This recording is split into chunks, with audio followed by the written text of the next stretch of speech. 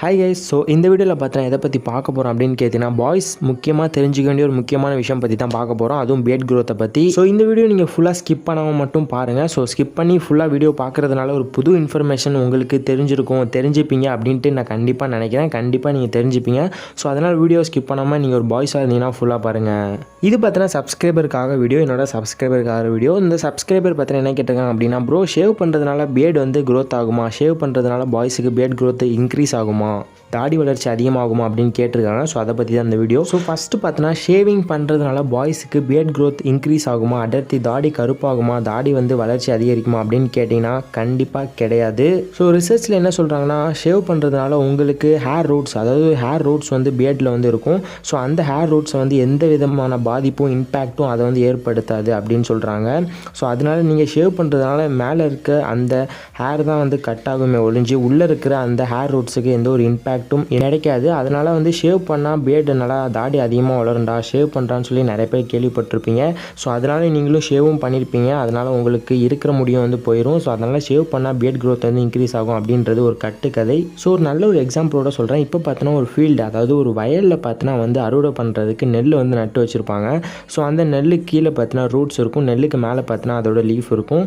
So மேலே பார்த்தோன்னா வந்து ஸ்ப்ரே பண்ணுவாங்க, அதாவது பெஸ்டிசைட்ஸ், அதாவது பூச்சிக்கொல்லி மருந்துலாம் அடிப்பாங்க. ஸோ அது பார்த்தோன்னா அந்த இலைகளில் இருக்க அழுக்க வந்து கிருமிகளில் கொல்லும். எதனால் கொல்லும் அப்படின்னு பார்த்தோன்னா, அந்த கிருமி பார்த்தோன்னா அந்த இலையெல்லாம் சாப்பிட்டு அதுக்கு பார்த்தோன்னா சீக்கிரமாக வளர விடாமல் பண்ணும். ஸோ அதனால் பூச்சிக்கொல்லி மருந்து வந்து அடிப்பாங்க. ஸோ அப்படி அடிக்கிறதுனால செடியே நல்லா சூப்பராக வளர்ந்துடும் அப்படின்லாம் கிடையாது. மேலே இருக்கிறது பூச்சி வந்து சாகும், அவ்வளோதான் வந்து வித்தியாசம். அதே மாதிரி தான் வந்து பியர்ட் க்ரோத்லையும். ஸோ நீங்கள் பார்த்தோன்னா வெளியே மட்டும் தான் ஷேவ் பண்ணுறதுனால உள்ளே இருக்க அந்த ரூட்ஸுக்கு எந்த ஒரு இம்பேக்ட்டும் கிடைக்க போகிறது கிடையாது. அதனால் வளர்ச்சியும் இருக்காது. ஸோ அதனால் ஷேவ் பண்ணுறதுனால உங்களுக்கு பார்த்தோன்னா பியர்ட் வளரும், கலர் மாறும், அடர்த்தியாக பியர்ட் வந்து கிடைக்கும் அப்படின்றதுலாம் கட்டுக்கதை. ஸோ அப்புறம் பியர்ட் க்ரோத்தை இன்க்ரீஸ் பண்ணுறதுக்கு நான் என்ன தான் ப்ரோ பண்ணுறது அப்படின்னு கேட்டிங்கன்னா, அதுக்கு பார்த்தோன்னா நிறைய வீடியோஸ் வந்து நான் போட்டிருக்கேன். ஸோ அந்த வீடியோஸ் எல்லாமே டிஸ்கிரிப்ஷனில் 2-3 வீடியோஸ் தரேன்.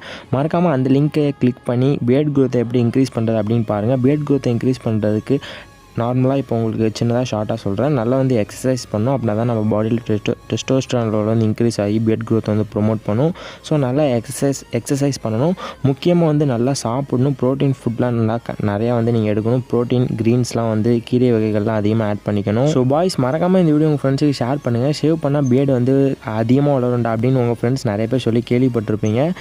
மறக்காமல் அவங்களுக்கு இந்த வீடியோ ஷேர் பண்ணி விட்டுட்டு, அதெல்லாம் ஒரு மித்ரா, அதெல்லாம் ஒரு ஃபேக்கான நியூஸ் அப்படின்னு சொல்லி இந்த வீடியோ அனுப்பி புரிய வைங்க.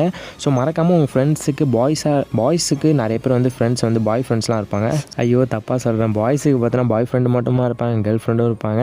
ஸோ அதனால் பாய்ஸ் பார்த்தோன்னா வந்து உங்களுக்கு பாய் ஃப்ரெண்ட்ஸ் நிறைய இருந்தாங்கன்னா அவங்களுக்கு இந்த வீடியோ மறக்காமல் ஷேர் பண்ணுங்கள். நம்ம சேனலை சப்ஸ்கிரைப் பண்ணிக்க சொல்லுங்கள், யோகி ஃபிட்னஸ் அண்ட் ஹெல்த் டிப்ஸ் சேனலை. ஸோ இந்த வீடியோவில் எந்த டவுட்டாக இருந்தாலும் கமெண்ட் பண்ணுங்கள், கண்டிப்பாக ரிப்ளை பண்ணுறேன். So bye guys.